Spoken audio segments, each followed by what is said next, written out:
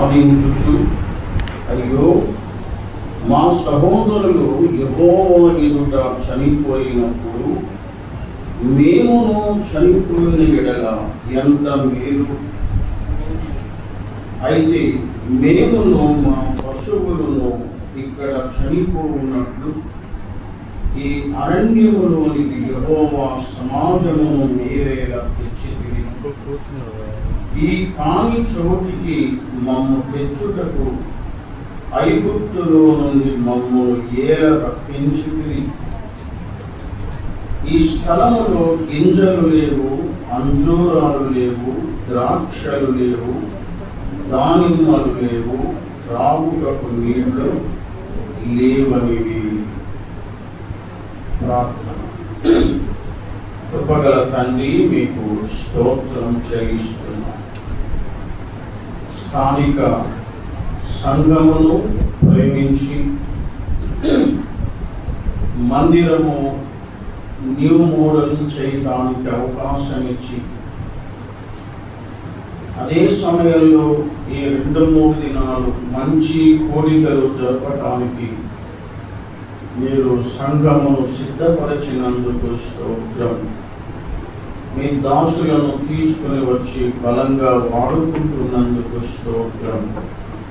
ఈ దాసుని ప్రయాణంలో చదువుబడిన లేఖన భాగము దీవించి మాకు మేలుకరంగా మాట్లాడుమని యేసు ప్రభు పరిశుద్ధ నామమందు స్తుతించి ప్రార్థిస్తున్నాము తండ్రి. ప్రియమైన సోదరి సోదరులారా, గత దినము నుండి మనం కాదేశు యొక్క విశేషత, కాదేశు బర్నియాలో ఇశ్రాయేలు జనాంగము యొక్క జీవితం, వారి లోపాలు, వారి పొరపాట్లు, కాదేశులో ఆ ప్రజలు ఎలాగూ దేవునికి విరోధంగా జీవించి మాట్లాడి నష్టపోతున్నారో మనము గత దినము నుండి వింటున్నాం. కాదేశు అంటే అర్థము పరిశుద్ధ స్థలము అని అర్థం, హోలీ ప్లేస్. మరొక భావం కాదేశు అంటే consecration, the place of consecration, ప్రతిష్ఠింపబడిన స్థలము అని అర్థం. కాదేశు సంఘమునకు సూచన, కాదేశు సంఘమునకు సూచన. కాదేశు అంటే పరిశుద్ధ స్థలము, అంటే సంఘము కూడా పరిశుద్ధముగా ఉండాలి. దేవుడు నాకు ఒక పరిశుద్ధ స్థలము నిర్మించు అన్నాడు మోషేతో, నిర్గమకాండం 25:8. కనుక కాదేశు పరిశుద్ధ స్థలము అంటే సంఘము కూడా పరిశుద్ధముగా ఉండాలి. కాదేశు శత్రువుల చేత జయింపబడి కొట్టబడినది. ఆదికాండం 14:7. సంఘము కూడా సాతాను చేత, శత్రువుల చేత, రాజుల చేత కొట్టబడి సంఘము హింసింపబడినది. ముఖ్యంగా రోమా చక్రవర్తుల పరిపాలనలో సంఘము చాలా హింసింపబడింది. పౌలు కూడా సౌలుగా ఉన్నప్పుడు సంఘాన్ని హింసించిన వాడే. ఇశ్రాయేలు ప్రజలు వాగ్దాన దేశ యాత్రలో ఉన్నప్పుడు వారు దిగిన స్థలాలు, వారు మజిలీ వేసిన స్థలాలు, వారు గుడారము వేసుకొని నివసించిన స్థలాలలో ప్రాముఖ్యమైన స్థలం కాదేశు. నిన్న వివరించాను నేను. వారు 40 ఏండ్ల వాగ్దాన దేశ యాత్రలో సుమారు 43 స్థలాలలో ఇశ్రాయేలు ప్రజలు నివసించారు, గుడారం వేసుకుని.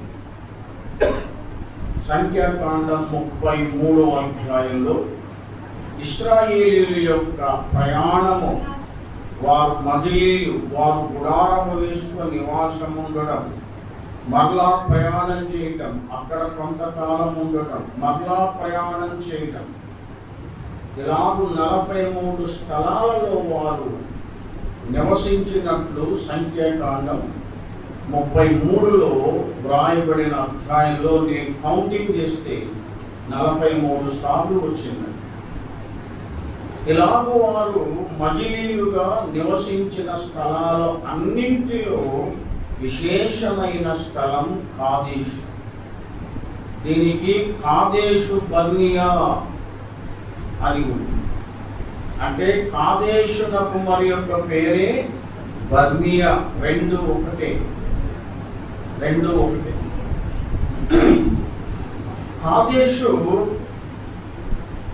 కాదేశులో ప్రజలు ఉన్నప్పుడు కాదేశు నుండి వారు వాగ్దాన దేశాన్ని వేగు చూచుటకు పంపబడ్డారు. వేగుల వారు కాదేశులో ఉన్నప్పుడే, అంటే సంఘము నుండి ఎవరైనా ఏ పని మీదైనా సంఘాల క్షేమం కోసం పంపబడవచ్చు.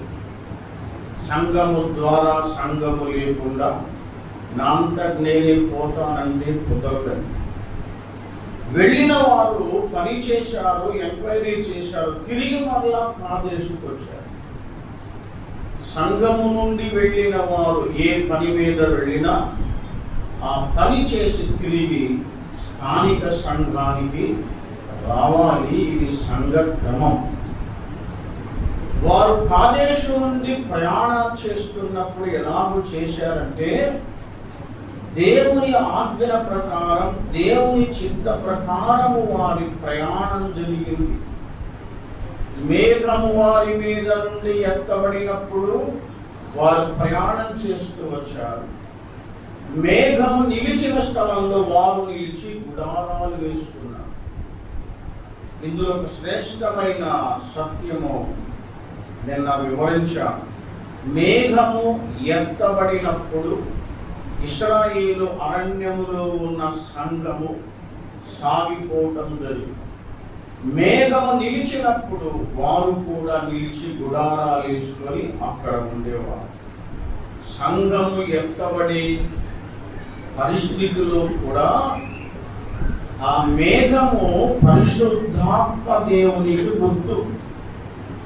ఆ మేఘము సంఘము ఎత్తబడటానికి సంఘమును పనిపోయి పెళ్లి కుమార్తెని సంఘమును ఆ మేఘమైన పరిశుద్ధాత్మ దేవుడు ప్రభుకి పెళ్లి కుమార్తెను అప్పగిస్తాడు. 2వ తెస్సలోని పత్రిక 2వ అధ్యాయంలో 5, 6, 7 వచనాలలో ఈ సత్యము అక్కడ మనం విన్నాం. అడ్డగించునది అడ్డగించువాడు ఎత్తుబడు వరకే అడ్డగించును. అడ్డగించువాడు పరిశుద్ధాత్మ దేవుడు. అడ్డగించునది సంఘం. అంటే దుష్టుడు, సాతాను, అపవాది సంఘంలో ప్రవేశించకుండా సంఘానికి దేవుడు ఒక ద్వారపాలకుని పెట్టాడు. ఈ ద్వారపాలకుడు ఎవరో చెప్తారా?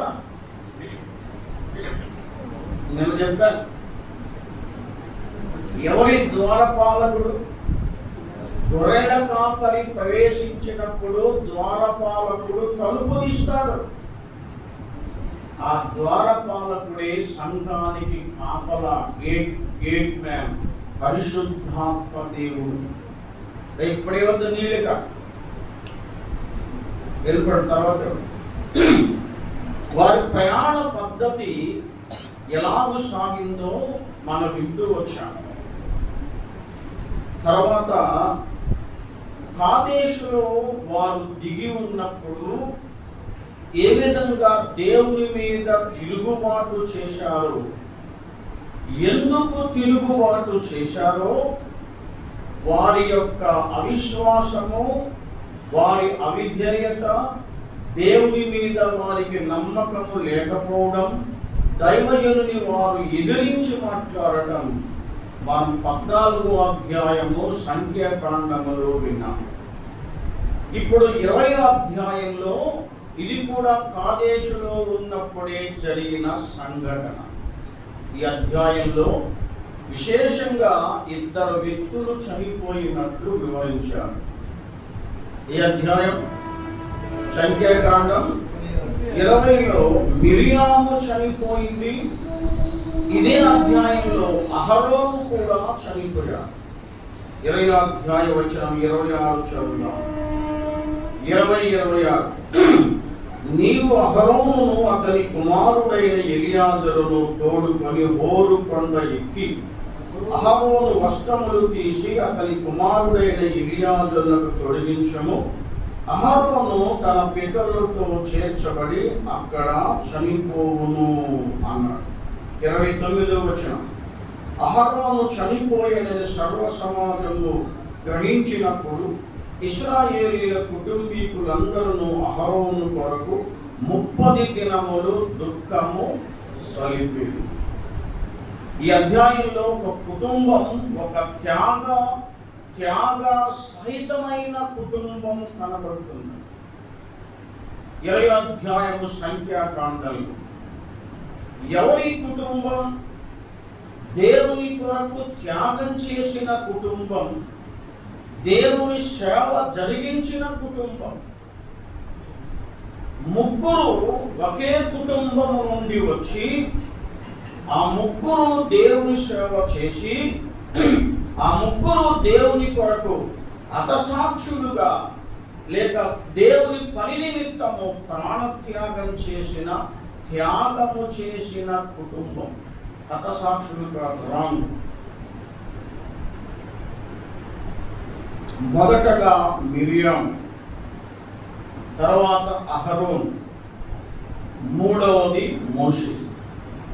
ఈ 3 ఒకే కుటుంబానికి చెందిన అక్క తమ్ముళ్ళు. మోషే చిన్నవాడు, మిరియాము పెద్దదని. మోషే 120 ఏండ్లు బ్రతికి దేవుని కొరకు ప్రాణత్యాగం చేశాడు, లేక దేవుని కొరకు దేవుని సేవలో చనిపోయాడు. మోషే కంటే 3 ఏండ్లు పెద్దవాడు అహరోను అని ఉంది. అంటే 123 ఏండ్లు బ్రతికి అహరోను ప్రభు పరిచర్యలో ప్రాణము పెట్టాడు. వీరిద్దరి కంటే పెద్దది మిరియాం. ఎంతకాలమో no proof in the Bible. మోషే 120 ఏండ్లు దేవుని సేవ చేశాడు, దేవుని కొరకు మరణించాడు. అహరోను 123 సంవత్సరాలు జీవించి ప్రధాన యాజకత్వము జరిగించాడు, దేవుని సేవలో చనిపోయాడు. మరి ఇద్దరు, మోషే 120, 123 అహరోను అయితే వీరిద్దరి మీద పెద్దది 6 ఏండ్లు ఎక్కువ వేసుకున్నా 129 లేక 130 ఏండ్లు మిరియాము బ్రతికొండొచ్చు. అంతే. నో ప్రూఫ్, వాక్యాధారం ఏమీ లేదు. ఎగ్జాంపుల్ చెప్తా అంతే. వాళ్ళిద్దరి కంటే పెద్దది కదా, కనుక 6 ఏండ్లు ఎక్కువ వేసుకున్నా 130 ఏండ్ల వరకు మిరియాము జీవించి ప్రజల విమోచన కార్యంలో స్త్రీల మధ్య పనిచేసి స్త్రీలను నడిపించుటలో కూడా దేవుడి 3 వాడుకున్నాడు. చదవండి ఒక మాట. ఆమోసు గ్రంథం 4:4. త్వరగా చదవండి. బేతేలునకు వచ్చి తిరుగుబాటు చేయుడి, గిల్గాలునకు పోయి. ఎక్కడ చదువుతున్నారు? ఆమోసేనా? 4:4 చదవండి. బేతేలునకు వచ్చి తిరుగుబాటు చేయుడి, గిల్గాలునకు పోయి మరి ఎక్కువగా తిరుగుబాటు. ఒక్క నిమిషం. ఆమోస్ గారు మీకా చూడండి. మీకా 4:4. ఎవరి భయం లేకుండా ప్రతివాడును తన ద్రాక్ష చెట్టు కిందను తన అంజూరపు చెట్టు కిందను కూర్చును. సైన్యముల కొద్ది యెహోవా మాట ఇచ్చి ఉన్నాడు. సకల జనులు తమ తమ దేవతలను. ఒక్క నిమిషం, ఇది కూడా తప్పే.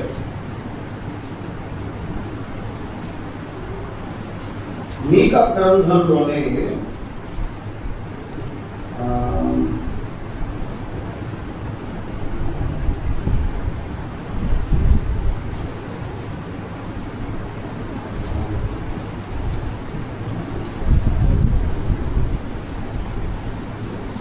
ఆమోసు చూసావా? అక్కడ దేవుడు మోషేను, అహరోనును, మిర్యామును కూడా పంపినట్లు వివరించాడు. ఎక్కడ చెప్పాను? 6:4 చెప్పాను. ఎక్కడ? మీకాలోనే 6:4 చదవండి. ఐగుప్తులో నుండి గట్టిగా చదవండి. నేను మిమ్మల్ని రప్పించి తిని దాస్య గృహములో నుండి మిమ్మల్ని విమోచించి తిని మిమ్మల్ని నడిపించుటకై మోషే, అహరోను, మిర్యాములను పంపించి తిని. ఎక్కడ? మీకా 6:4. నేను 4:4 చెప్పాను కదా. ఇక్కడ దేవుని యొక్క పనిలో ఒక కుటుంబానికి చెందిన 3 దేవుడు పంపాడు. ఉందా? 3 వాడుకున్నాడు. అంటే ఐగుప్తు దేశము నుండి దేవుని ప్రజల విమోచన కార్యంలో విశేషంగా స్త్రీలను ప్రత్యేకంగా నడిపించే పనిలో మిరియాము కూడా దేవుడు పంపగా తన వంతు పని ఆమె కూడా. మళ్ళా చదవండి వచనాన్ని. మీకా ఐగుప్తు దేశములో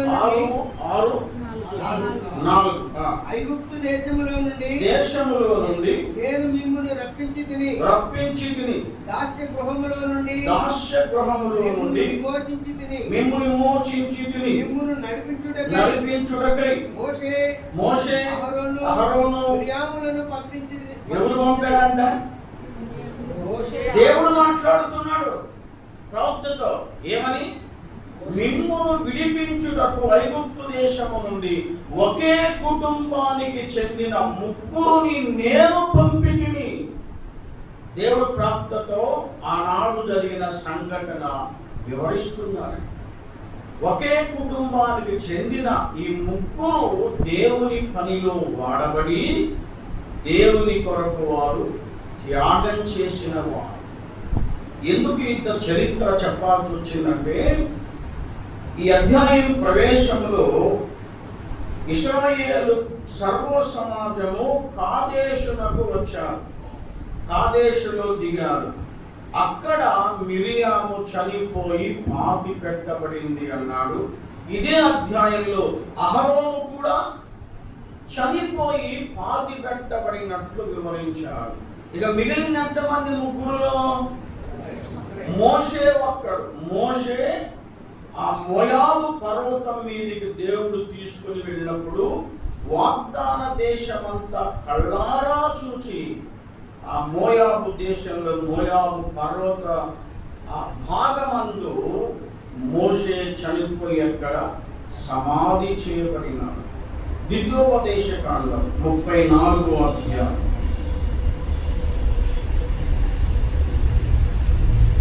ఈసారి 4 చదవండి.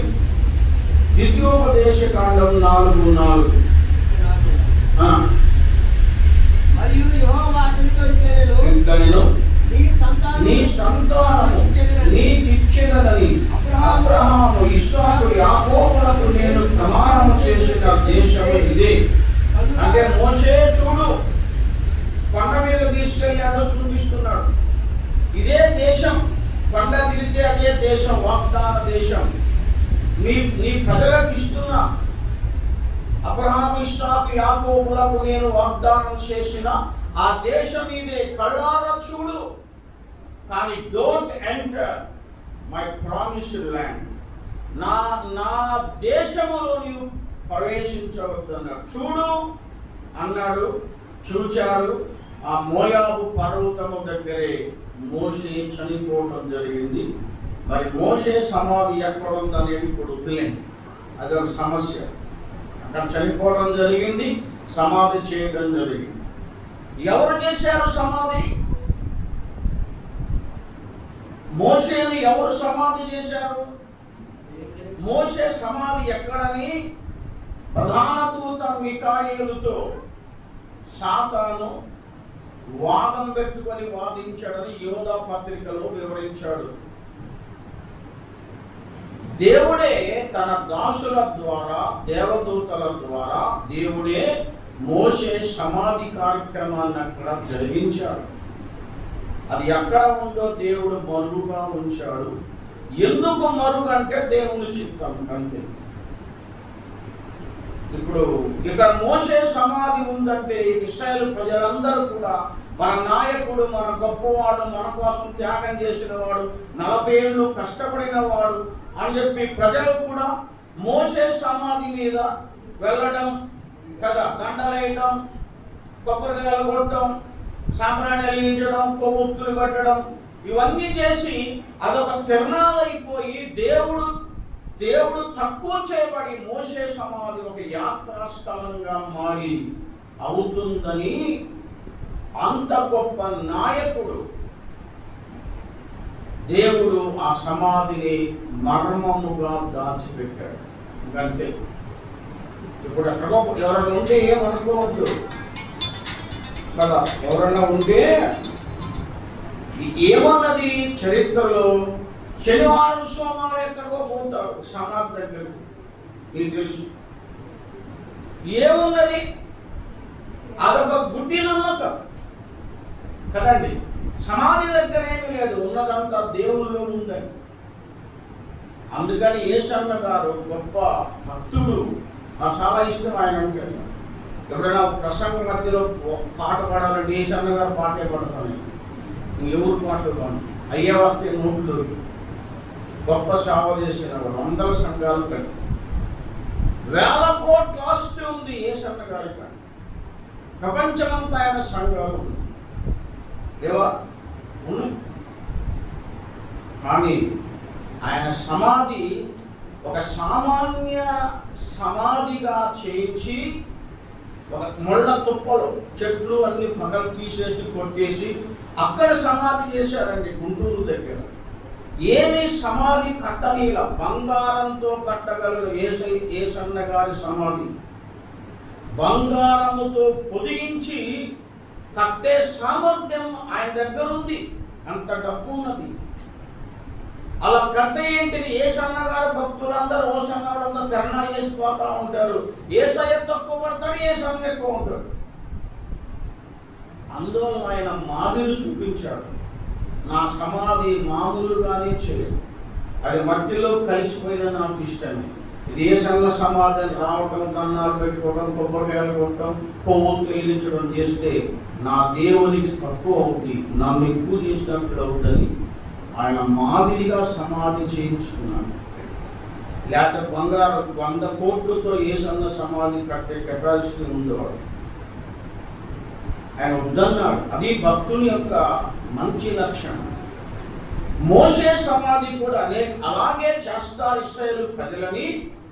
దేవుడు ముందెరిగిన దేవుడు ఆయన సమాధి కార్యక్రమాలు తాను దగ్గరుండి జరిగించిన అది ఆ మోయాబు దేశంలో పర్వతం దగ్గర సమాధి చేయబడింది. ఎక్కడున్నది అనేది దేవుని ఎరుక, ఎవరికి మర్మంగా తెలియకుండా దేవుడు ఉంచాడు. ఈ అధ్యాయంలో ఒకే కుటుంబంలో ఉన్న 3 వ్యక్తులు, 3 భక్తులు దేవుని సేవలో వాడబడటం, దేవుని కొరకు ప్రాణము పెట్టడం. ఈ సంఖ్యాకాండం 20వ అధ్యాయంలో మిరియాము చనిపోయి సమాధి చేయబడింది కాదేశులో. అదే కాదేశులో అహరోను కూడా చనిపోయి సమాధి చేయబడటం జరిగింది. అయితే మోషే పని ఇంకా ఉంది కాబట్టి ప్రజలను వాగ్దాన దేశం వరకు నడిపించవలసిన బాధ్యత ఉంది కాబట్టి అక్కడ వరకు మోషేను తీసుకుని వెళ్ళి అక్కడ దేవుడు సమాధి చేశాడు. మోషే అంటే అంత ఇష్టం దేవుడికి. ఒక భక్తుడు చెప్పాడు, చాలా ఏళ్ల క్రితం విన్నాను నేను.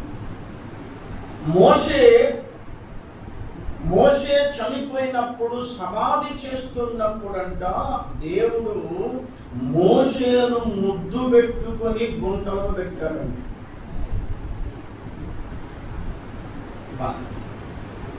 ఒక దైవజనుడు చెప్పాడు, చాలా ఏళ్ళ క్రితం విన్నాను. ఇప్పుడు ఆ సందర్భం వచ్చింది కాబట్టి చెప్తున్నాను. మోషేను ముద్దు పెట్టుకొని దేవుడు సమాధి దగ్గరుండి చేశాడంటండి. అంటే దేవునికి మోషే అంత దగ్గర. ఈ 34వ అధ్యాయంలో కొన్ని అంశాలు వివరించాడు. మోషేకు దేవునికి ఉన్న దగ్గర బంధం, సంబంధం. ఒక స్నేహితులు, ఇద్దరు ఫ్రెండ్స్ ఎలా హృదయాలు విప్పి మాట్లాడుకొని చెప్పుకుంటారో, మోషే దేవుడు అలా దగ్గరగా మిత్రులాగా, స్నేహితుల్లాగా కూర్చొని ఒక స్నేహితుడు మాట్లాడినట్లు దేవునితో మోషే మాట్లాడినాడని నిర్గమకాండం 33లో వివరించాడు. చదువుకోండి, అన్ని రెఫరెన్స్లు చెప్పలేదు. అంత closeness to God, between God and Moses. ఈ అధ్యాయంలో ఆ ముగ్గురు ఒకే కుటుంబానికి చెందినవారు. దేవుడు పిలిచాడు, వాడుకున్నారు, దేవుని పని చేశారు, ఎవరి వంతు పని వారు చేశారు. దేవుని కొరకు దేవుని సేవలో చనిపోయారు.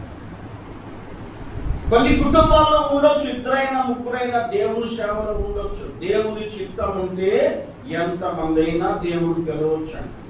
ఒకరే పిలవాలని ఏమీ లేదు. దేవుని కుటుంబములో నమ్మిన భక్తులు, యోగ్యులైన వారు ఆయన సేవ కొరకు ఎందరైనా పిలుచుకుంటాడు. ఆయన ఇష్టం. ఒకరే ఉండాలి కుటుంబానికి అంటానికి ఏమి నియమం లేదు. ఎంతమంది అయినా యోగ్యత ఉన్న వారిని దేవుడు తన సేవకు పిలుస్తాడు అని ఈ ముగ్గురు రక్త సంబంధులు, అక్క తమ్ముళ్ళు చేసిన సేవ, వారి మరణం ఇందులో కనబడుతుంది. అలా చాలా కుటుంబాల్లో ఉన్నారండి. మన సంఘాల్లో కూడా చాలా కుటుంబాల వారు తండ్రి సేవకుడు, కుమారుడు సేవకుడు, చాలా కుటుంబాలు దేవుని సేవలో ఉన్నవారు ఉన్నారు. ఒంగోలులోనే ఉన్నారు. దారా ప్రసాద్ గారు కుటుంబములు, ఆయన సేవకుడు, వాళ్ళ అన్న సేవకుడు, భక్సింగ్. ఆయన దారా ప్రసాద్ గారు అన్న పెద్దన్న భక్సింగ్లో సేవకుడు, నాగనూరుపాడులో సేవ చేశాడు. మరొక తమ్ముడు అమరపురంలో సేవ చేశాడు. వాళ్ళ కుటుంబంలో సేవకులు, ప్రసాద్ గారి కుటుంబం ఇద్దరు కొడుకులు సేవకులు చేస్తున్నారు సేవ. దేవుడు పిలిచాడు, వాడుకున్నాడు. దేవుని ఇష్టం. ఇక్కడ ఒకే కుటుంబం దేవుని కొరకు లెక్కింపబడ్డారు. ఇశ్రాయేలు ప్రజలు కాదేశులో దిగిరి, కాదేశులో నివాసం ఉన్నాడు.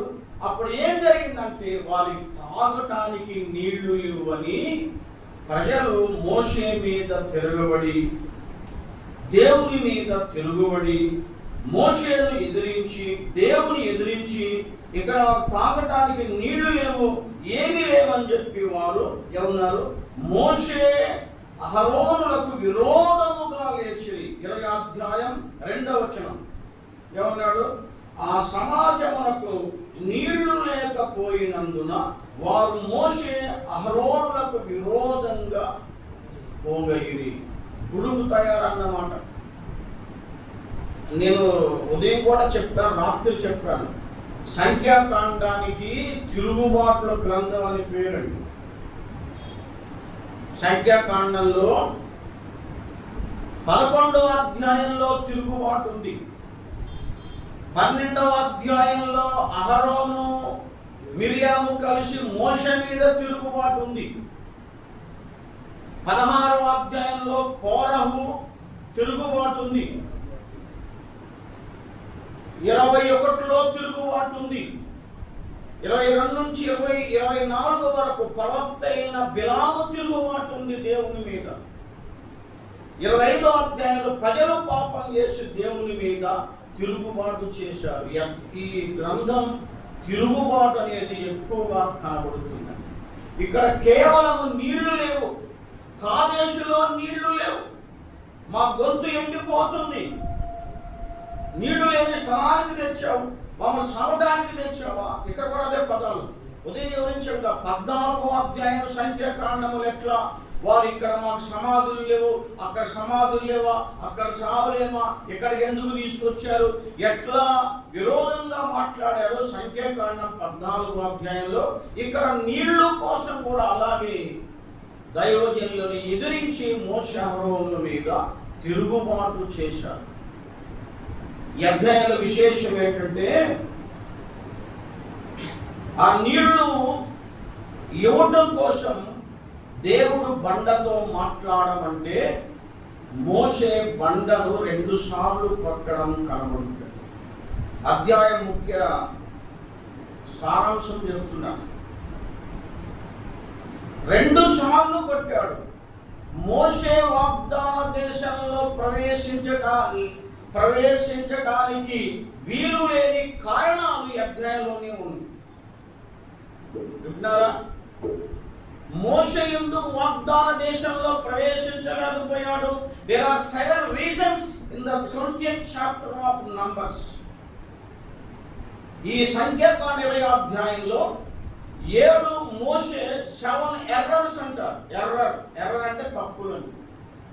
7 ఎర్రర్స్ ఆఫ్ మోషే చేసిన 7 తప్పులు, 7 పాపములు, 7 సిన్స్ ఆఫ్ మోసెస్. ఆ 7 తప్పులను బట్టి మోషే వాగ్దాన దేశంలో ప్రవేశించలేక పోవటానికి కారణం ఈ అధ్యాయంలోనే ఉంది.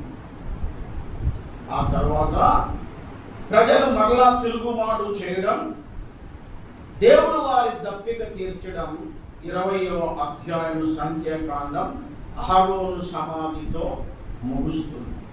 ఇప్పుడు అంశములు కొత్త 2వ వచనంలో ప్రజలు మాకు తాగుటకు నీళ్లు లేవని అహరోను మోషేల మీద ఏమన్నారు? విరోధంగా మాట్లాడి అన్నారు.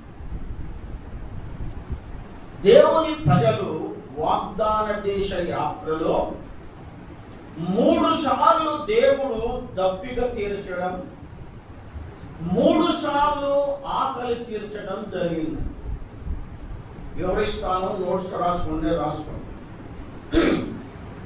వారు 40 ఏళ్ల యాత్రలో విశేషంగా ప్రత్యేకంగా 3 సందర్భాలలో త్రాగడానికి నీళ్లు లేనప్పుడు అరణ్య యాత్రలో దేవుడు నీరు ఇచ్చి దప్పిక తీర్చాడు.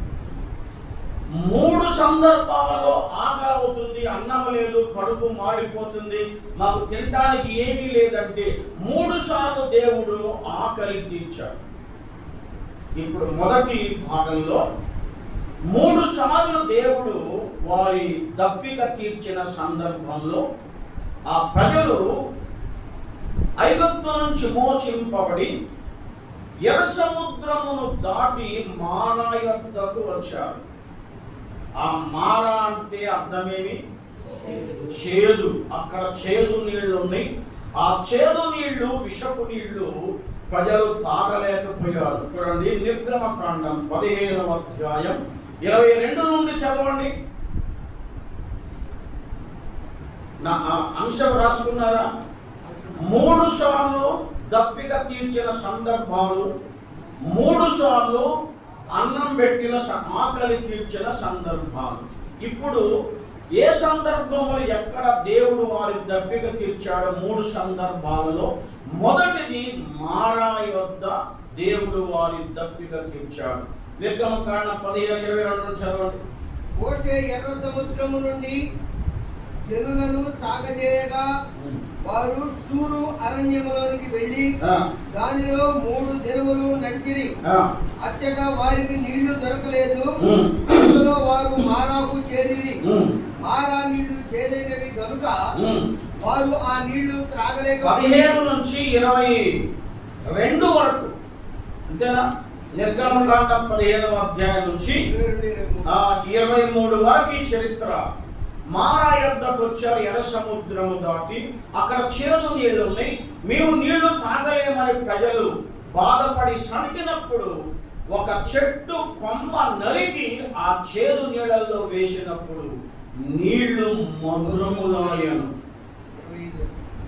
ఆ నీళ్లు వారు త్రాగి దప్పిక తీర్చుకున్నారు. ఇది మొదటి సందర్భం.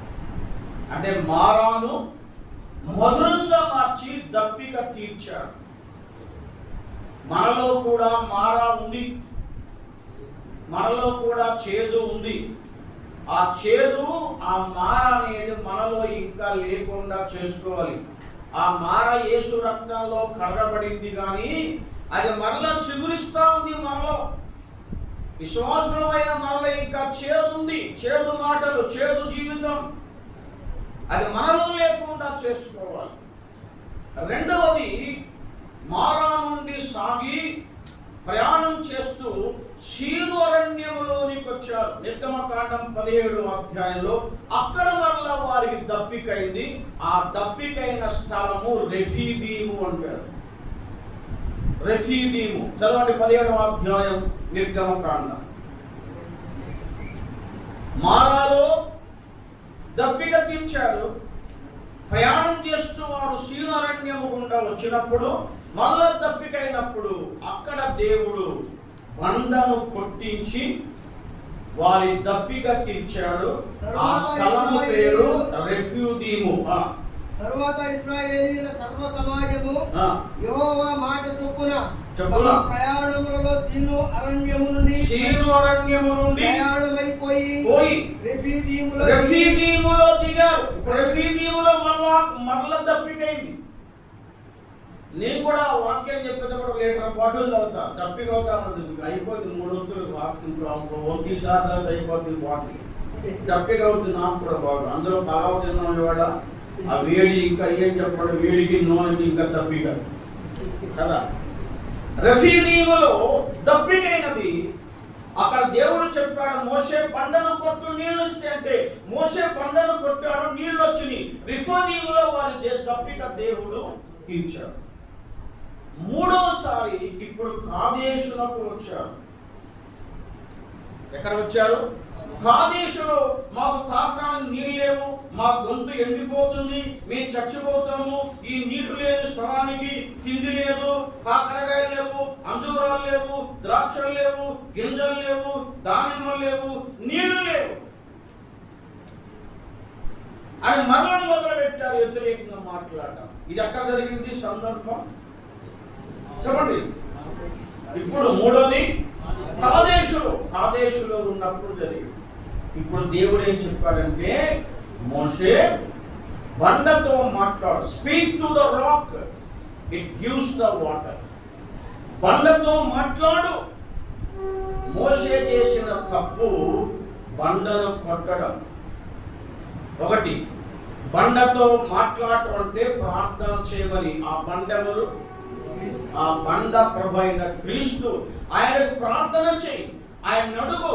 బండతో మాట్లాడు అంటే బండకు ప్రార్థన చేయి, యేసయ్యకు ప్రార్థన చేయి. నువ్వు ప్రార్థించు, ఆ బండ నీళ్ళిస్తుంది. రెఫీదీములో నీళ్ళిచ్చింది ఎవరు చెప్పండి. ఇప్పుడు ఎక్కడ రెఫీదీములో నీళ్ళిచ్చింది ఎవరు? బండే. ఇక్కడ మరలక్కడికి వచ్చారు. ఆ బండను మాట్లాడుకుంటే ప్రార్థన చేయి, దేవుడు నీళ్ళు ఇస్తాడు అని ప్రార్థన చేయలా మోషే. బండను కొట్టమని చెప్పా, బండను కొట్టాడు, అది రెండవ తప్పు. 2 సార్లు కొట్టాడు, అది 3వ తప్పు. నాకు లోబడలేదు, 4వ తప్పు. నన్ను సన్మానించడం, నా పవిత్రతను నీవు గౌరవించడం, 5వ తప్పు. ప్రజల ముందు నన్ను అవమానపరిచావు, 6వ తప్పు. ఈ అధ్యాయంలో 20వ అధ్యాయంలో 7 నుండి 13 వరకు చదువుకుంటూ పోతే మోషే చేసిన 7 తప్పిదాలు ఉన్నాయి.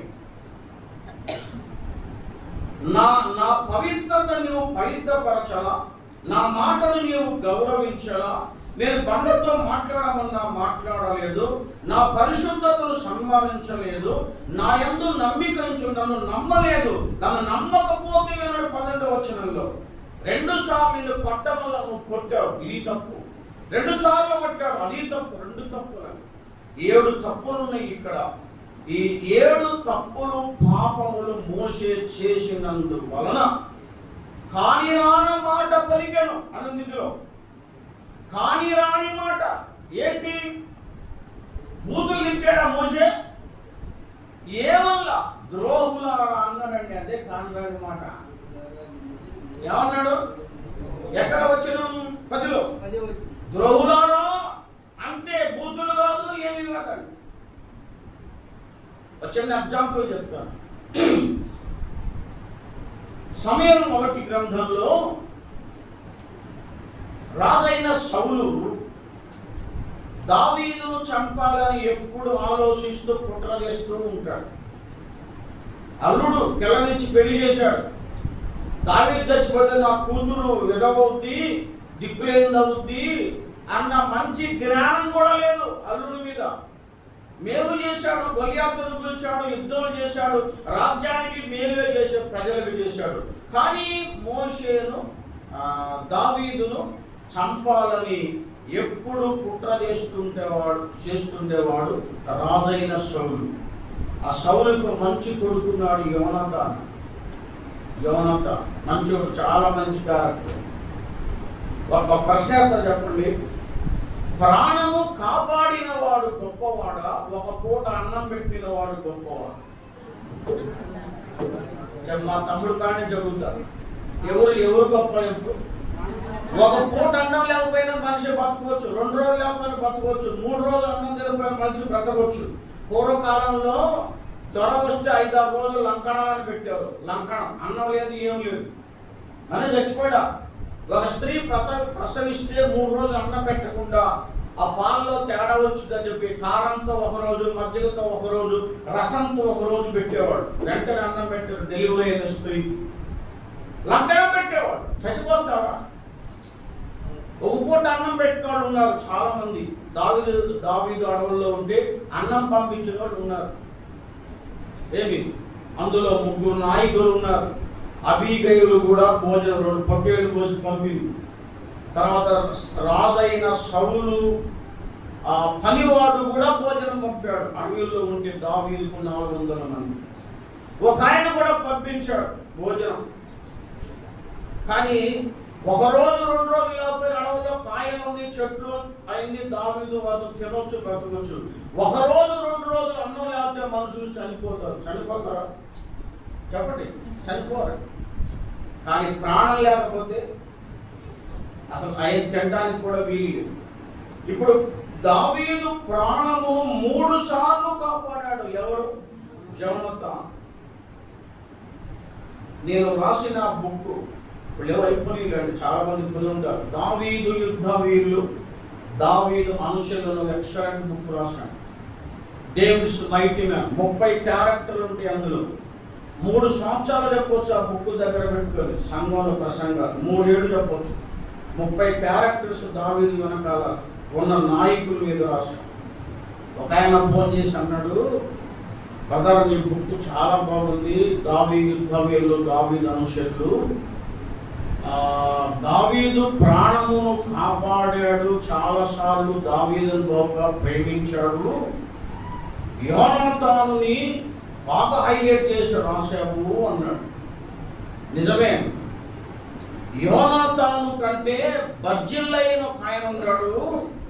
ఆయన కూడా అన్నం పెట్టి భోజనం పెట్టి ఘాట మీద ఎక్కించి తీసుకొచ్చాడు. బర్జిల్లై గురించి కూడా రాశాడు ఎక్సలెంట్గా. ప్రతి క్యారెక్టర్ రాశాను అందులో. బర్జిల్లై గొప్పోడు కదా, అన్నం తీసుకెళ్ళి పెట్టినోడు. దావీదు యోనాతాన్ని హైలైట్ చేసి రాసేవాడిని ప్రశ్నించాడు. ఇప్పుడు మీరు చెప్పండి, ఏది వాస్తవం? 1 రోజు అన్నం పంపిన పోషించిన బర్జిల్లై గొప్పవాడా, 3 సార్లు ప్రాణం కాపాడిన యోనాతాను గొప్పవాడు? ఎవరు చెప్పట్లా? ప్రాణము కాపాడిన వాడే. ఈరోజు అన్నం లేదండి. కొన్ని నెలల కోర్సుపాడు సభలకు వచ్చాను. ఎక్కడైనా భోజనం తిని, వాటర్ ఫుడ్ తిని, ఏదన్నా కానీ కడుపు బాగా ఇబ్బంది. 4 రోజులు వాంతులు, మోషన్స్ ఉన్నవి లేదు నాకు.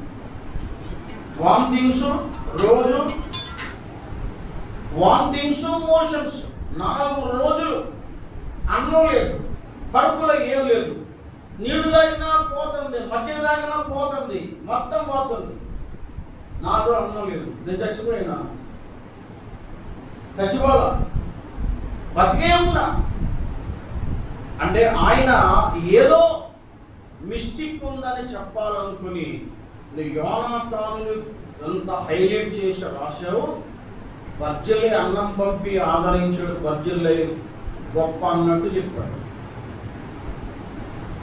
నేను రాసింది వాస్తవం. అన్నం ముఖ్యం కాదు. ఏమి ఒక రోజు కాదు, 2 రోజులు 3 రోజులు అయినా అన్నం లేకుండా మనుషులు బతుకుతారు. సెలైన్ పెట్టట్లా జబ్బు వచ్చిన వాళ్ళకి చచ్చిపోతున్నారా? 100 ఉంటాయి ఇలాంటి తెంగరోళ్ళు. సరే సరే వదిలేద్దాం. ఇక్కడ మన ఇప్పుడు కాదేశులో ఉన్నాం. కాదేశులో దేవుడు అన్నాడు వాళ్ళకి నీళ్ళు లేవు తాగడానికి, కొండతో మాట్లాడన్నాడు. మోషే అంతా తప్పు చేశాడు, అన్ని రాంగ్. 7 ఎర్రర్స్ ఆఫ్ మోజెస్ ఈ అధ్యాయంలో ఉన్నాయి. అవి నేను చెప్పాను. ఈ 7 రకాల తప్పులు బట్టి మోషే వాగ్దాన దేశంలో ప్రవేశించవద్దని దేవుడు చెప్పాడు. బతిమలాడాడండి. ద్వితీయోపదేశకాండం 2వ అధ్యాయం, అయ్యా please allow me the promised land. No.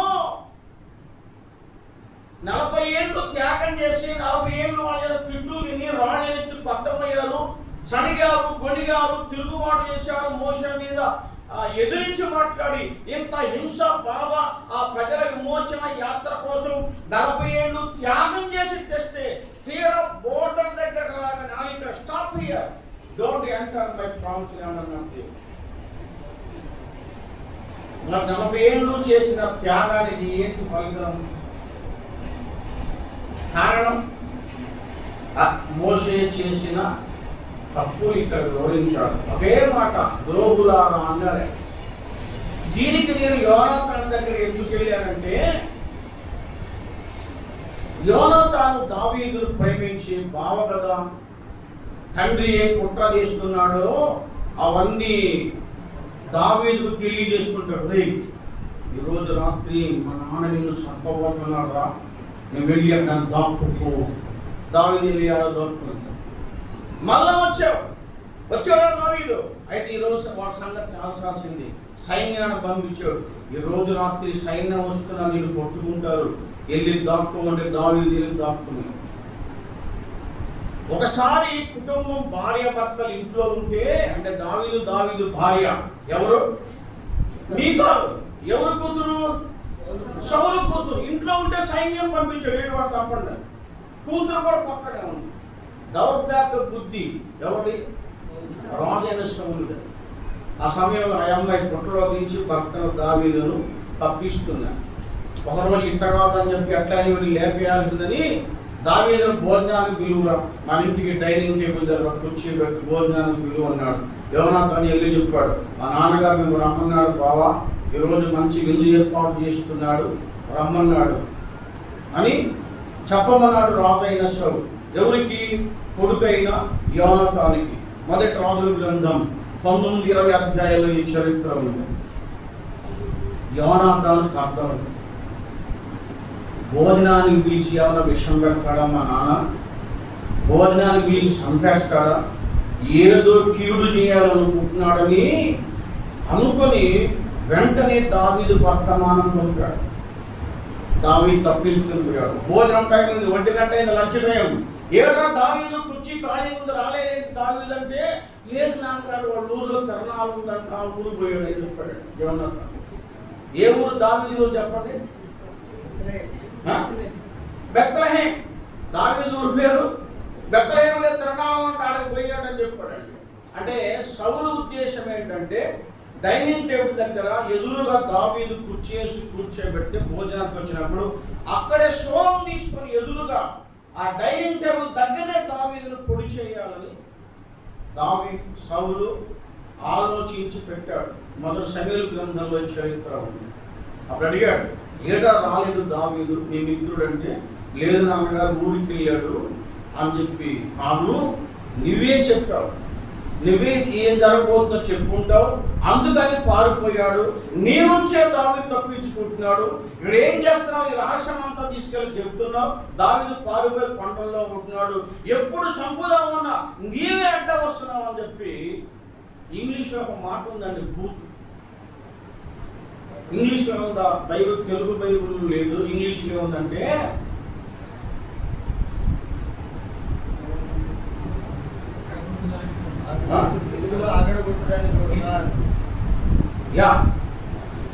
ఏమని చెప్పండి?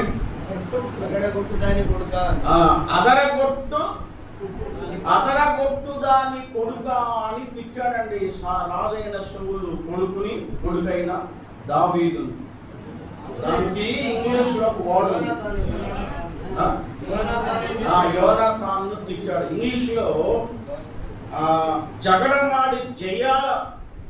జగడాలమారి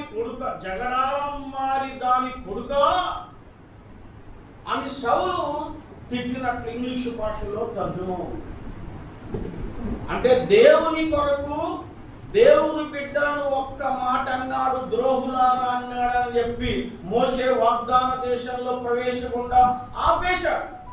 యోనాతాను దావీదును కాపాడుతున్నాడని పనికిమాల దాని కొడుక అంటే ఎవరు? ఆయన కొడుకేగా, సౌలు కొడుకేగా. ఆయన అనలేక అమ్మ మీద పెట్టాడు అన్నమాట. అమ్మని తిడతా ఉన్నాడు. ఈ భాగంలో ఇంత త్యాగం చేసిన మోషే ఈ చేసిన 7 తప్పిదాలను బట్టి వాగ్దాన దేశంలో ప్రవేశించలేకపోయాడు. 2 అంశాలు చెప్పా కదా. 3 సార్లు దప్పికైనప్పుడు దేవుడు వారి దప్పిక తీర్చాడు. మొదట ఎక్కడ చెప్పండి? మొదట మారా, తర్వాత ప్లేస్ చెప్పండి, రెఫీదీం. 3వసారి దప్పికైనప్పుడు కాదేశులో, మా చదువుకున్న కాదేశులో తిరుగుబాటు చేసినప్పుడు దప్పిక తీర్చాడు. 2వ అంశం చెప్పి ముగించేస్తాం. 2వ అంశం ఏంటి? 3 సార్లు దప్పిక తీర్చాడు యాత్రలో. 3 సార్లు భోజనం పెట్టాడు దేవుడు అరణ్య యాత్ర. ఆ 3 సందర్భాలు చెప్పి నేను స్టాప్ అవుతాను. సబ్జెక్ట్ క్లియర్ అవుతుంది. అంతేగా? అర్థాన్ని పడితే చెప్తాడు. ఫుల్గా పెట్టాలి. మేము అందరం ఫుల్గా తినేవాడు. బిర్యానీ చికెన్ ఎంత ఉంది కదా, ఫుల్గా వేసారు. మాకు కూడా 7 దాకా తిన్నాం. అందుకే టేబుల్ వచ్చింది ఇప్పుడు ఎక్కువ.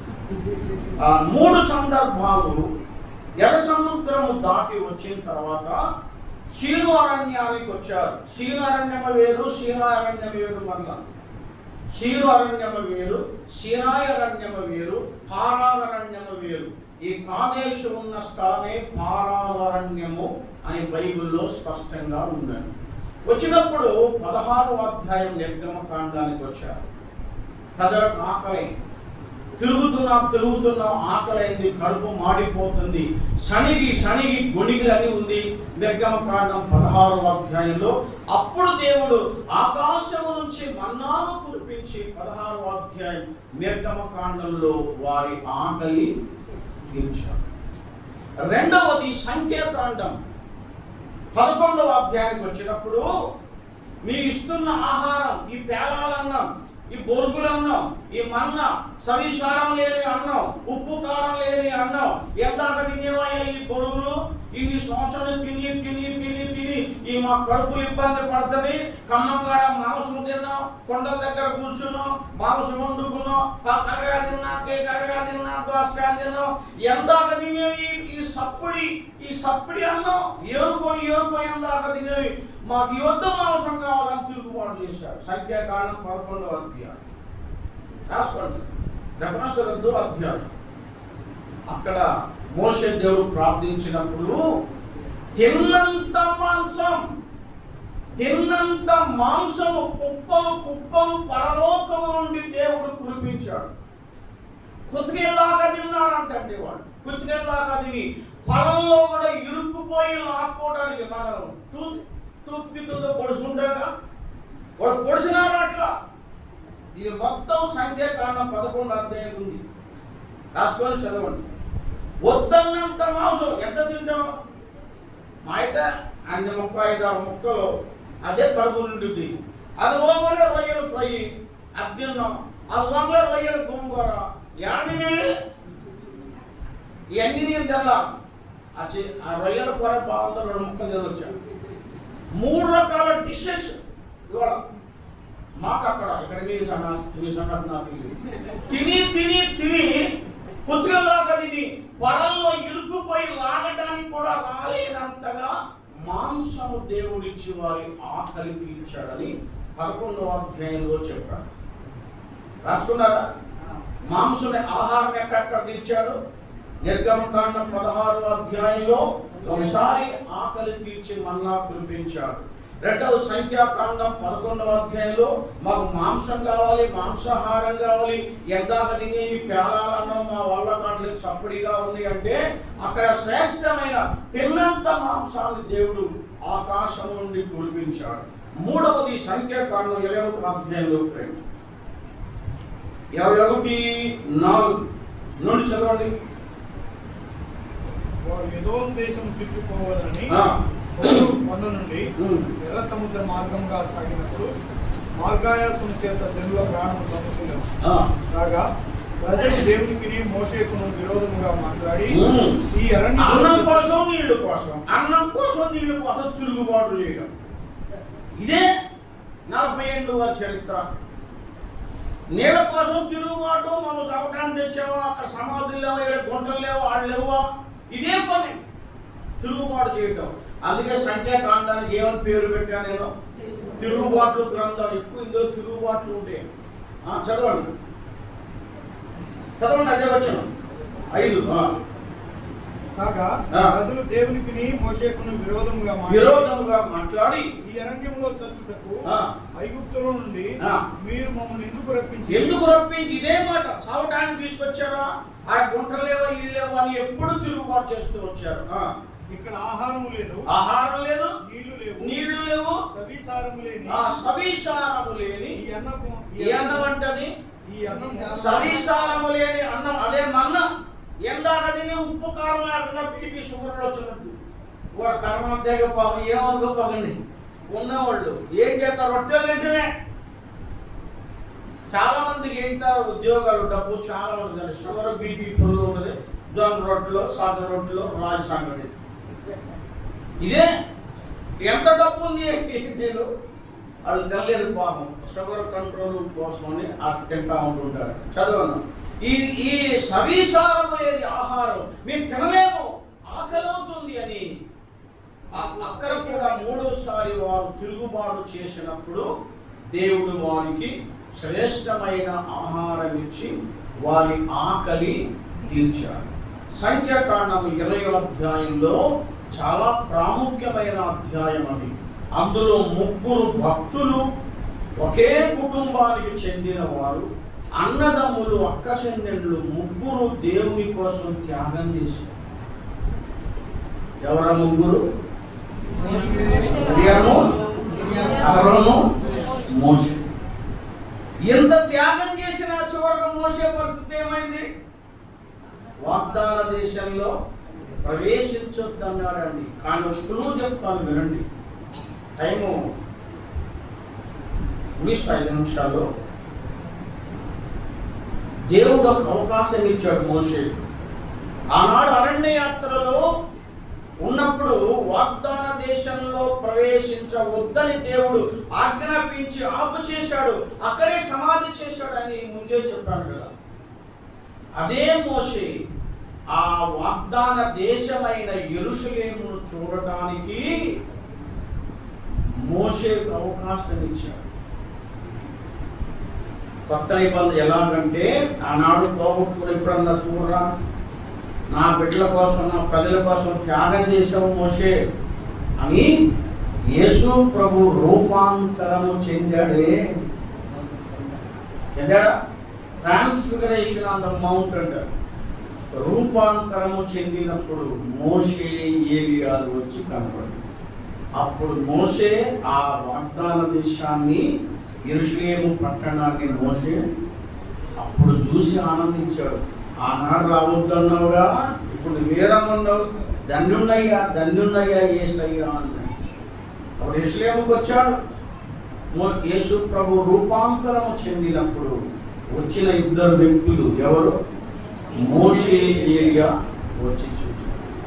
మరలా 7 ఏళ్ల శ్రమల కాలంలో కూడా ఇద్దరు సాక్షులు వస్తారు 3.5 ఏళ్ళు శ్రమ చేయటానికి.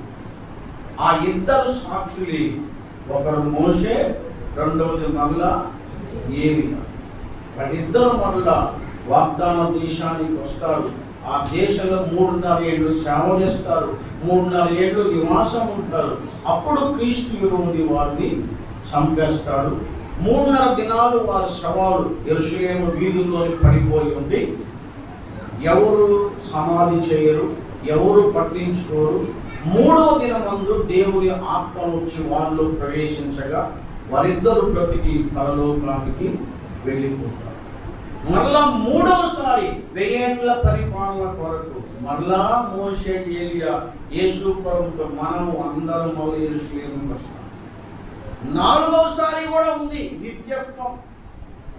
నిత్యత్వం అంటే సదాకాలం యెరూషలేములోని సమస్త పరిశుద్ధులు ఉంటారు. నేను ఈ డీటెయిల్స్ ఆ బుక్లో రాశాను. నేను రాసిన బుక్ ప్రకటన గ్రంథం మొదటి భాగం 7 ఏళ్ల శ్రమల కాలం, మొదటి 3.5 ఏళ్ళు 11 అధ్యాయాలు ప్రకటన గ్రంథం మీద రాశా. అందులో వస్తాయి, చదువుకోండి. మహాశ్రమల కాలం 12వ అధ్యాయం నుంచి ప్రారంభమవుతుంది. వీళ్ళుంటే నెక్స్ట్ మంత్ నుంచి రాద్దామనుకుంటున్న 2వ భాగాన్ని ప్రార్థన చేయండి. దేవుడు ఈ సభలు, ఈ మందిర రెన్యువేషన్ లేక రీమోడల్గా చేసుకొని చక్కగా 100 మెంబర్స్ ఈజీగా కూర్చోడానికి శ్రమపడి కష్టపడి మరి బిడ్డలు మందిరం కట్టుకొని 3 దినాలు మంచి కూడికలు ఏర్పాటు చేసి నన్ను కూడా ఆహ్వానించినందుకు మరి స్థానికంగా ప్రయాసపడుతున్న వారందరికీ మీకు వందనాలు తెలియజేస్తున్నాను. Thank you for all.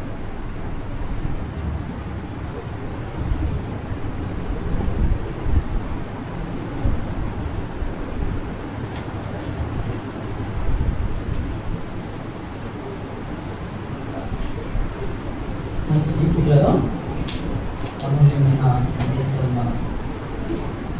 2 దినాలు వెళ్ళడానికి ప్రభు అనుగ్రహించిన దాన్ని బట్టి ప్రభుత్వాలు ఇంకా ఈ రాత్రికి తిరిగి రేపు కార్యక్రమాలు ఉన్నవి.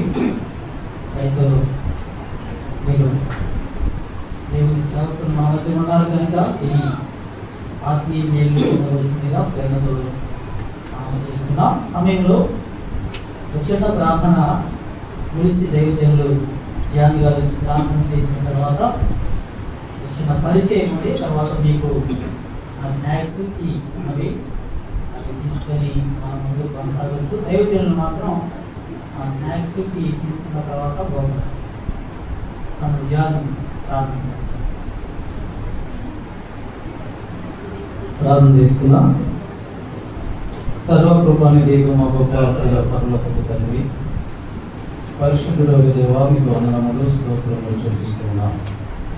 గత కొన్ని మాసాల నుంచి మీ సన్నిధిలో ప్రార్థించి ఆలోచించి నిరీక్షించినటువంటి రీతిగా మరి 3 దినాలు సభలు మరి స్థలంలో ఈ స్థానిక సంఘం ద్వారా జరపడానికి మేము చూపిన కృపను బట్టి మీ స్తోత్రాలు. మరి విశేషంగా నిన్నటి దినం ఈ దినం మరి మీ దాసులను బలపరిచి మీ ఆత్మ నింపుదలను అనుగ్రహించి స్థానిక సంఘానికి చేర్చినటువంటి నిబంధనలకు అలాగే శబ్దాంతరం ద్వారా దూరముగా ఉండి వినుచున్న వారికి మరి వర్తమానాలు అవసరమనియో ఆ వర్తమానాలు మీ దాసును బలపరిచి వినిపించినందులపై మీకు వందనములు స్తోత్రములు చెల్లిస్తున్నా. ప్రకటించబడినటువంటి ప్రతి మాట మేము విని ఆలకించి మా హృదయంలో భద్రపరుచుకొని వాటిని అనుసరిస్తూ మీ ఆఖరి వరకు మేము కనిపెట్టుకొని ఉండడానికి మీ కృప దయచేయండి. మీ స్తోత్రాలు చెల్లిస్తున్నా. అలాగే రాత్రికి జరగబోయే కూడిక విషయమై కూడా మీ సన్నిధిలో ప్రార్థిస్తూ ఉన్నాం. సిద్ధపడి సకాలంలో మరి ఆ కూడికి హాజరవడానికి మీ కృప దయచేయండి. మీ వందనాన్నైనా మరి ఇంతవరకు కూడా మీరు మాతో ఉండి మాలో ఉండి మా మధ్య ఉండి క్రమంగా జరిగించారు. అందుని బట్టి మీ స్తోత్రాలు. మరి 3 దినాల సభ నిమిత్తమై ప్రయాసపడుతున్నటువంటి స్థానిక సంఘ పరిశుద్ధులను కూడా మీ సన్నిధిలో జ్ఞాపకం తీసుకుంటూ ఉన్నాం. మరి కోరికల ద్వారా రావాల్సినటువంటి న్యాయమైన ప్రతిఫలాన్ని ఈ స్థానిక సంఘానికి దయచేయండి. మీ స్తోత్ర మీకు వందనాలు చెల్లిస్తున్నాం. మరి ప్రకటించబడిన మాటలు మేము భద్రపరుచుకొని వాటి ప్రకారం జీవించడానికి మీ కృప మా పట్ల దయచేయమని సహాయం చేయమని ప్రభువును రక్షకును విమోచకుడైన యేసుక్రీస్తు అది శ్రేష్టమైన నామములో ప్రార్థించి దీనులమై అడిగి వేడుకుంటూ ఉన్నాము తండ్రి. ఆమేన్.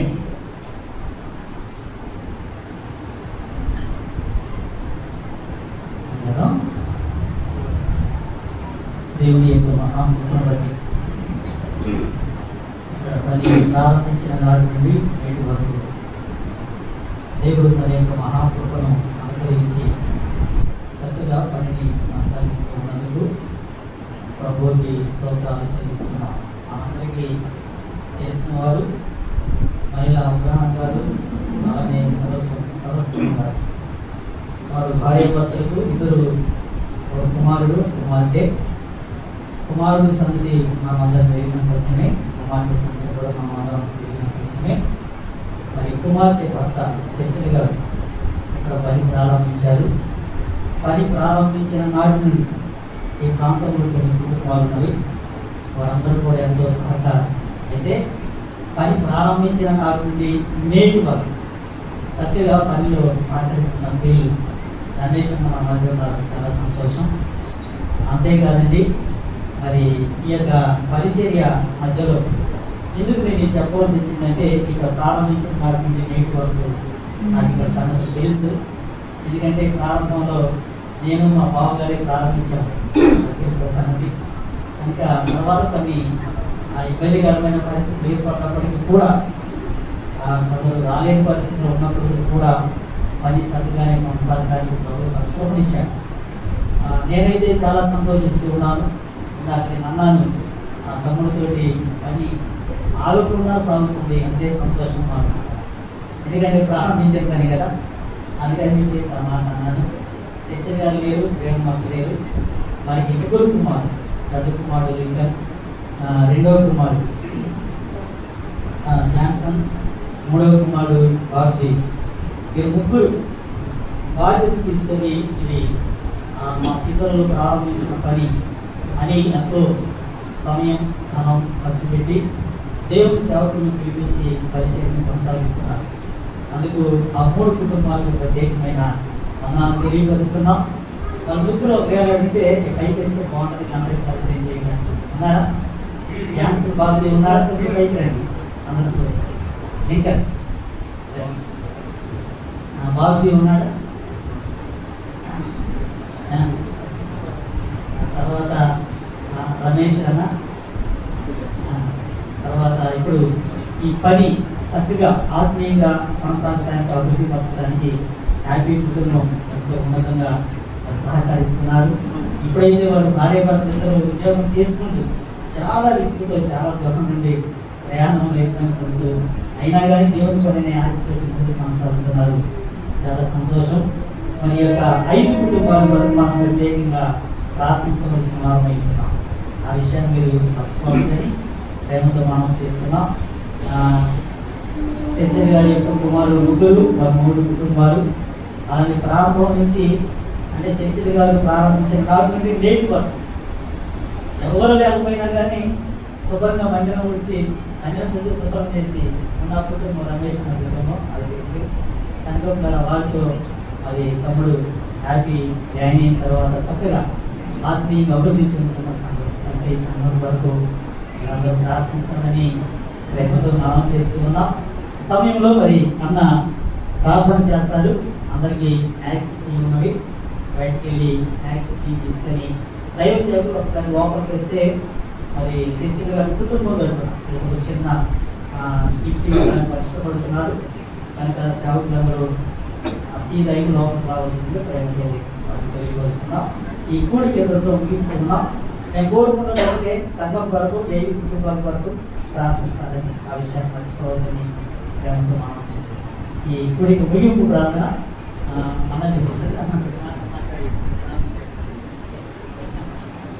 అందరికీ వందనాలండి. ప్రసంగం ఏమంటారు, ప్రియులు పెద్దలు చర్చి గారు ప్రారంభించిన ఈ ఈ పని ప్రారంభించిన నాటి నుండి 1-2 సార్లు తప్ప నేను లేకుండా అసలు మీటింగ్ పెట్టలేదు. నేను లేకుండా మీటింగ్ అనేది పెట్టలేదు. చర్చగా 90% 5-6 సంవత్సరాలు అంబేద్కర్ టౌన్లో పెట్టాడు. నేను రవి విల్సన్ గారు పర్మనెంట్ స్పీకర్స్. ఎలా విల్సన్ గారు అంటారు కదా, నాకు వారు నేను శ్యాంబాబు గారు ఎక్కువగా వచ్చి మా వంతు పని పనిచేసాం. మా అనుబంధం, బంధుత్వం, దేవుళ్ళు ఇలా కొనసాగుతూ నేను కూడా ఈ 2 దినాలు పరిచయం చేయడానికి అవకాశం ఇచ్చినందుకు ఎంతో సంతోషిస్తున్నాను. సరే, ఈ పని ఇంకా దేవుడు కొనసాగించాలని, ఈ మందిరం అంతా రక్షించబడిన వారితో నిండి ఉండాలని మనమందరం ప్రార్థన చేద్దాం. కృపగల మా దేవా, మీకు స్తోత్రాలు తండ్రి. మా జీవిత యాత్రలో ఈ జూలై నెల 11, 12, 13 తేదీలు విశేషంగా బాలాజీ నగర్ ఒంగోలులో మీరు ఏర్పాటు చేసుకున్న మీ ప్రియ సంఘమును బట్టి స్తోత్రం చెల్లిస్తున్నాను. మీ దాసుడు అంతకన్నా ముందు అబ్రహాం గారు, అమ్మగారు వారు పరిచర్య చేశారు.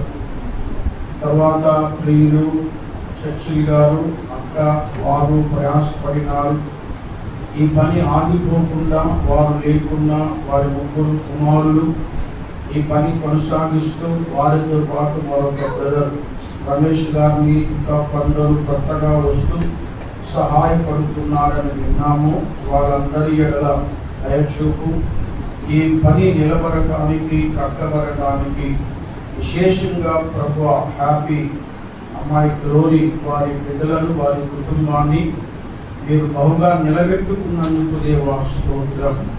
వారి పట్ల కృపచూపు, వచ్చిన వారందరిల దయచూపు. ఈ రాత్రి రేపు మధ్యాహ్నం వరకు జరిగే ఈ కోడికలో మీ తోడు దీవెన ఉంచి ఏ విధమైన కొరత లేకుండా ఘనంగా జరిగించు. పరిశుద్ధులకు క్షేమం, స్థానిక సంఘానికి క్షేమము దయచేయమని యేసు ప్రభు పరిశుద్ధ నామమందు స్తుతించి ప్రార్థిస్తున్నాము తండ్రి.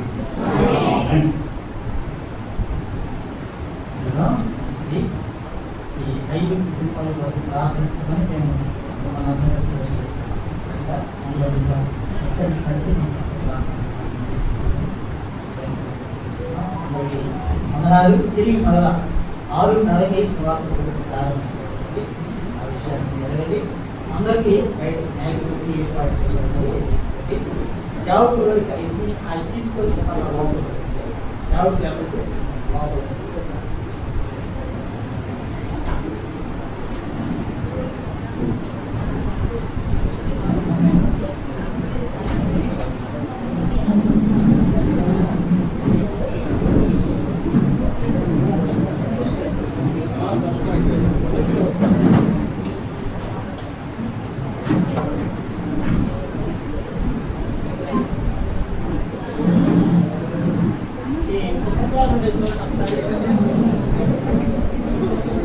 కావాలంటే